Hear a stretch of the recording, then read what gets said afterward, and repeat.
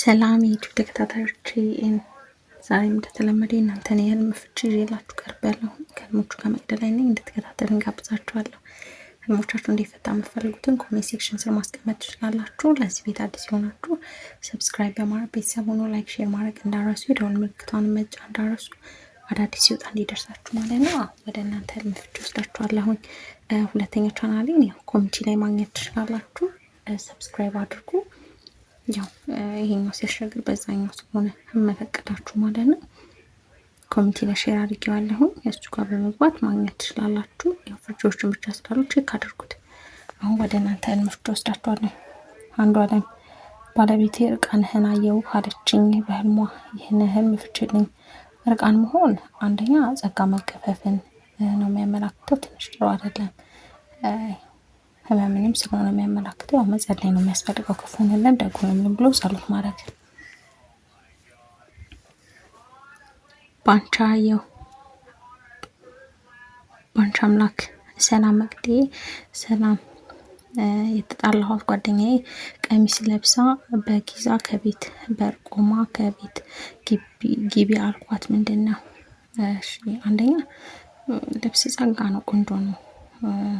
ወደ ህይወትሽ ነው። ለቤት ስገባ ካየሽ ወደ ህይወትሽ ነው።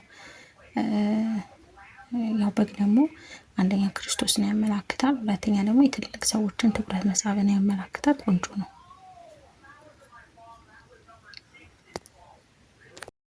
ገነት ሰላም መቅዲ እንኳን በሰላም መጣሽ፣ እንኳን በሰላም ቆያችሁኝ። በህልም ነውና ከሰው ጋር ሆኜ ምግብ እንበላለን እና ከበላሁ በኋላ ግን ሽንቴ ልሸና ቁጭ ላለሁኝ እና ከሆዴ ውስጥ በጣም የምታምር እንደ ውድ አይነት ውድ ምንድን ነው ውድ ትመስላለች፣ ግን ውድ አይደለችም።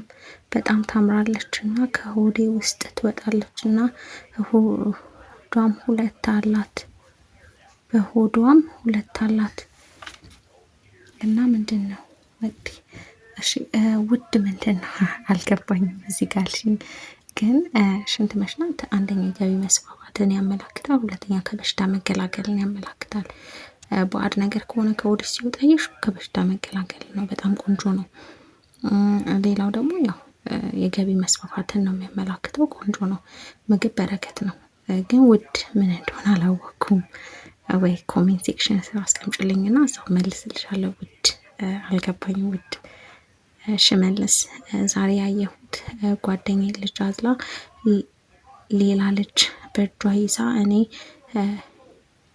የውጭውን በር እከፍታለሁኝ፣ ትገባለች። ከዛ ሌላው ትደውልልኝ እና ልጄ መጣ ትለኛለች። አሁን መጣ አልሐምዱሊላህ እላታለሁ። እሺ ልጅ ማዝ በህይወቱ ውጣ ውረድ መድከም ነው የሚያመላክተው። ያው ግን ህፃናትን ማየት መንፈስ ቅዱስን ሲሳይንም ያመላክታል። ግን ማዘል ሲሆን ግን በህይወቱ ውጣ ውረድ መድከምን ነው የሚያመላክተው። ያው ጸሎት ማድረግ ነው። በር ከፍቶ ማስገባት ወደ ህይወት መግባቷን የሚያመላክት ነው። ቆንጆ ነው። በር ከፍቶ ማስገባት ያው ለዛ ለተከፈተለትም ሰው መልካም ነገሮች ከፊቱ እንዳለ የሚያመላክተው ነው። በጣም ቆንጆ ነው። ግን ያው ማዘሉ ምናምን በህይወቱ ውጣ ውረድ መድከምን ነው የሚያመላክተው። ጸሎት ማድረግ ነው። ሀና መቅዲ ህልም ፍቺልኝ። ለምለም ቦታ መሬት ልገዛ ይመስለኛል። ውሻ አለ የሚያስፈራ አመለጥኩ ሳይነክሰኝ፣ ግን ልገዛ ያልኩት ቤት ለምለም ቦታ ነው፣ ሳር አለው። እሺ ያው ውሻ ጠላት ሰይጣን ነው የሚያመላክተው። እንኳንም አመለጥሽ። ለምለም ሳር ያለበት ቦታ ላይ ቤት ለመግዛት ማለት ነው። በጣም ቆንጆ ነው። ለምለም ሳር ጤናን ስለሆነ የሚያመላክተው ማለት ነው። ቤት ደግሞ በራሳችን መስያሉና ቆንጆ ነው። አልማዝ ሰላም መቅዲዬ ቪዲዮዎች እየደረሰኝ አይደለም፣ ለምንድን ነው? ስወድሽ እሺ እናት እንትን የደውል ምልክቷን